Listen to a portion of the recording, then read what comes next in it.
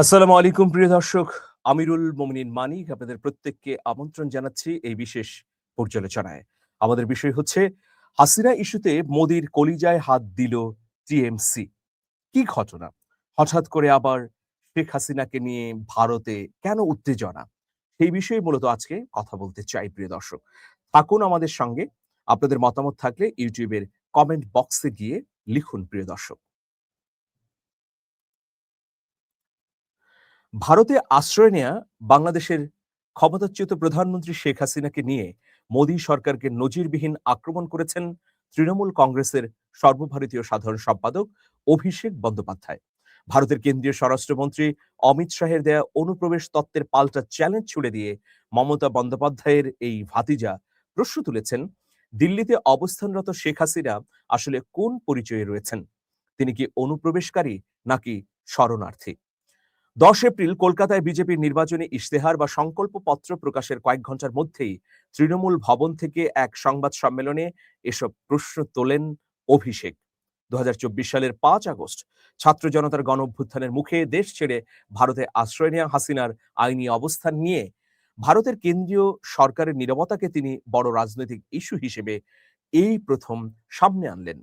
সংবাদ সম্মেলনে অমিত সাহেবের অনুপ্রবেশ বিরোধী কঠোর অবস্থানের কঠোর সমালোচনা করেন অভিষেক। তিনি বলেন, বিজেপি সবসময় অনুপ্রবেশ নিয়ে বড় কথা বলে, কিন্তু দিল্লিতে শেখ হাসিনা ১.৫ বছর ধরে কি করছেন? ওনার স্ট্যাটাস কি? তিনি কি অনুপ্রবেশকারী নাকি শরণার্থী? মোদী সরকার কেন তাকে দিল্লিতে আশ্রয় দিয়ে রেখেছে? ভারতের কেন্দ্রীয় স্বরাষ্ট্রমন্ত্রীকে উদ্দেশ্য করে তিনি আরো বলেন, শেখ হাসিনার স্ট্যাটাস কি? অমিত শাহ কি তার জবাব দিতে পারবেন?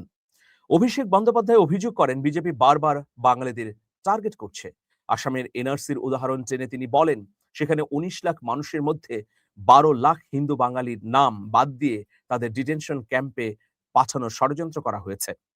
পশ্চিমবঙ্গেও ভোটার তালিকা সংশোধনের নামে প্রায় ৯০ লাখ নাম বাদ দেওয়া হয়েছে, যার মধ্যে ৬৩% হিন্দু বাঙালি। তিনি বলেন, বিজেপি শাসিত রাজ্যগুলোতে বাংলা ভাষায় কথা বললে বা নিজের পছন্দের খাবার খেলেও তাদেরকে ট্যাগ দেওয়া হয়, বলা হয় অনুপ্রবেশকারী। গত বিধানসভা নির্বাচনে বিজেপির প্রধান স্লোগান ছিল সোনার বাংলা। এবারের ইশতেহারে সেই শব্দ না থাকায় বিদ্রূপ করেন অভিষেক। তিনি বলেন, এবার আর সোনার বাংলা কথাটা শুনলাম না। বিজেপি কি ধরে নিয়েছে বাংলা সোনার বাংলা হয়ে গেছে? আসলে ইশতেহারে এই শব্দ বাদ দেয়াকে গেরুয়া শিবিরের আত্মবিশ্বাসের অভাব বলে মন্তব্য করেছেন অভিষেক। অমিত শাহের বক্তব্যের সূত্র ধরে অভিষেক বলেন, বিজেপি প্রকারান্তরে স্বীকার করে নিয়েছে যে তারা ক্ষমতায় এলে বাংলা পরিচালিত হবে দিল্লি ও গুজরাট থেকে, কিন্তু বাংলার মানুষ এই ধরনের আগ্রাসন কখনোই মেনে নেবে না, তাদের মসনদ ভিন অঞ্চলের মানুষের হাতে ছেড়ে দেবে না। দুর্নীতির বিরুদ্ধে বিজেপির লড়াইকে প্রহসন আখ্যা দিয়ে তিনি বলেন, কেন্দ্রীয় তদন্তকারী সংস্থার রেকর্ডে যাদের নাম দুর্নীতির শীর্ষে তারা বিজেপিতে যুক্ত হলেই আর দুর্নীতির অভিযোগ থাকছে না, সাধু হয়ে যাচ্ছে। জাতীয় নিরাপত্তা রক্ষায় কেন্দ্রের ব্যর্থতার কথা উল্লেখ করে পশ্চিমবঙ্গের ডায়মন্ড হারবারের এই সাংসদ বলেন, দিল্লির পুলিশ খোদ স্বরাষ্ট্র মন্ত্রণালয়ের অধীনে থাকা সত্ত্বেও সেখানে বিস্ফোরণ ঘটে। এছাড়া রাজ্য সরকারি কর্মচারীদের ডিএ প্রদানের যে প্রতিশ্রুতি বিজেপি দিয়েছে তাকে অন্ধের মতো প্রতিশ্রুতি বলে মন্তব্য করেন অভিষেক। তিনি জানান, রাজ্য সরকার ইতিমধ্যে বাজেটেই এই সংক্রান্ত ঘোষণা দিয়ে রেখেছে, যেটা স্বরাষ্ট্রমন্ত্রী অমিত শাহ হয়তো খেয়াল করেননি। প্রিয় দর্শক, আপনারা জানেন যে ২০২৪ সালের ৫ আগস্ট গণঅভ্যুত্থানের পর ক্ষমতাচ্যুত শেখ হাসিনা বাংলাদেশ থেকে ভারতে চলে যেতে বাধ্য হন। সেখানেই বর্তমানে অবস্থান করছেন।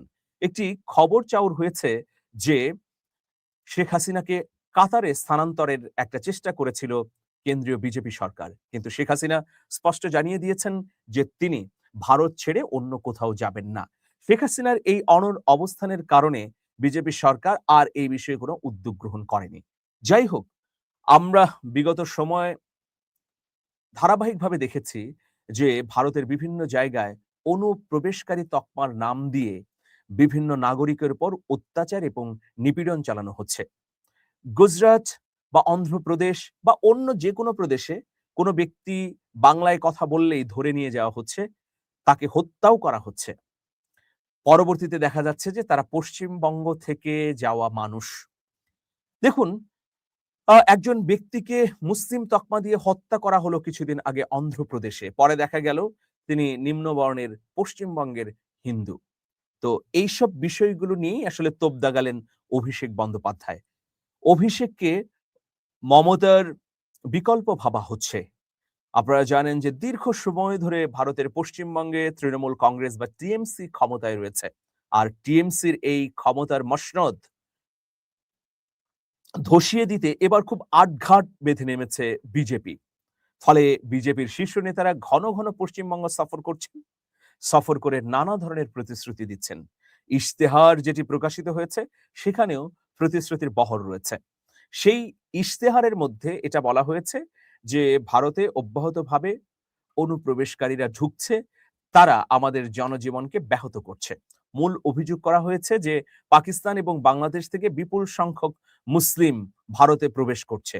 এই মুসলিমদের ঠেকাবার জন্য এবার বিজেপির ইশতেহারে কয়েকটি প্রতিশ্রুতি দেওয়া হয়েছে। তো এটার বিরুদ্ধেই মূলত তোপ দাগিয়েছেন অভিষেক। এর আগে আমরা দেখেছি যে তেলেঙ্গানার সংসদ সদস্য আসাদুদ্দিন ওয়াইসি, তিনি মিমের প্রেসিডেন্ট, তার রাজনৈতিক দলের নাম মিম। আ সেই মিমের প্রেসিডেন্ট আসাদুদ্দিন ওয়াইসি তিনি বলেছেন যে আসাম, পশ্চিমবঙ্গ, ত্রিপুরা থেকে বাঙালিদের না তাড়িয়ে আপনার দিল্লিতে বসে থাকা সবচেয়ে বড় বাঙালি শেখ হাসিনাকে কেন তাড়াচ্ছে না নরেন্দ্র মোদী? এভাবে কিন্তু সংসদে তিনি উষ্মা প্রকাশ করে তীব্র রোষের সঙ্গে বক্তব্য দিয়েছেন, প্রিয় দর্শক। তো দেখতে পাচ্ছি যে আগামী নির্বাচনকে ঘিরে শেখ হাসিনা একটি প্রসঙ্গ হয়ে উঠেছে ভারতে। ভারতের খোদ বিরোধী দলীয় নেতারা এখন ক্ষুব্ধ মতামত দিচ্ছেন যে কোন স্ট্যাটাসে শেখ হাসিনা এখন পর্যন্ত ভারতে অবস্থান করছেন। গত ১.৫ বছরে এই বিষয়ে কোনো ধরনের ব্যাখ্যা দেয়নি বিজেপি সরকার। বরং বিষয়টিকে ধামাচাপা দেবার চেষ্টা করেছে। অন্তর্বর্তীকালীন সরকারের সময়ে বাংলাদেশের পক্ষ থেকে কয়েক দফা অনুরোধ জানানো হয়েছে শেখ হাসিনাকে ফেরত দেবার জন্যে। কিন্তু সেই বিষয়ে কোনো মন্তব্যই করেনি ভারতের বিজেপি সরকার। তারেক রহমানের সরকার গঠিত হবার পর বর্তমানে বা এই মুহূর্তে বাংলাদেশের পররাষ্ট্রমন্ত্রী ডক্টর খলিলুর রহমান অবস্থান করছেন ভারতে। তিনি নানা বিষয়ে দুতিয়ালি করছেন। ২ দেশের মধ্যে সম্পর্ক উষ্ণ হবে বলেও প্রত্যাশার বার্তা দিয়েছেন। একটা খবর বেরিয়েছে যে শেখ হাসিনা এবং শহীদ উসমান হাদির খুনিদের ফেরত পাবার জন্যে ডক্টর খলিলুর রহমান চেষ্টা তদবির চালিয়েছেন। হাদির খুনিদের ফেরত দেবার প্রতিশ্রুতি দিল্লি দিলেও শেখ হাসিনার বিষয়ে কোনো কথা বলেননি। তাহলে একটা প্রশ্ন উঠেছে, শেখ হাসিনা কি এভাবে দিনের পর দিন ভারতে থেকেই যাবেন? তার বিরুদ্ধে বাংলাদেশে যে রায় হয়েছে, সেই রায় কার্যকরের কোনো উদ্যোগ কি প্রধানমন্ত্রী তারেক রহমানের সরকার নিতে পারবে? নাকি তিনিও এই বিষয়ে খুব একটা উদ্যোগী হবেন না? দেখা যাক, আসলে এই বিষয়টি সময়ই বলে দেবে। যদিও ভারতের বিজেপি সরকারের কেউ দালাই লামার সঙ্গে শেখ হাসিনার তুলনা করে থাকেন। দালাই লামাকে যেভাবে তিব্বতে আশ্রয় দেয়া হয়েছে, সেটা যেমন ভিন্ন রাজনৈতিক প্রেক্ষাপট এবং ভিন্ন সম্মান এবং মর্যাদার বিষয় ছিল, কিন্তু বাংলাদেশে একটি সফল গণ অভ্যুত্থানের পর ক্ষমতাচ্যুত হয়ে শেখ হাসিনার আশ্রয় গ্রহণ করাটা আবার ভিন্ন রকম একটা বিষয় বলে রাজনীতি বিশ্লেষকরা বলছেন। তো এখন এইরকম প্রেক্ষাপটে বিরোধীদের তোপের মুখে কি করবে নরেন্দ্র মোদীর বিজেপি সরকার? তারা কি শেখ হাসিনার বিষয়ে মুখ খুলবে? নাকি বরাবরের মতো নিশ্চুপ থাকবে? দেখুন, মমতা বন্দ্যোপাধ্যায় পশ্চিমবঙ্গের মুখ্যমন্ত্রী, তার সঙ্গে শেখ হাসিনার বরাবরই একটা সুসম্পর্ক ছিল। মমতা কয়েক দফা বাংলাদেশে এসেছিলেন।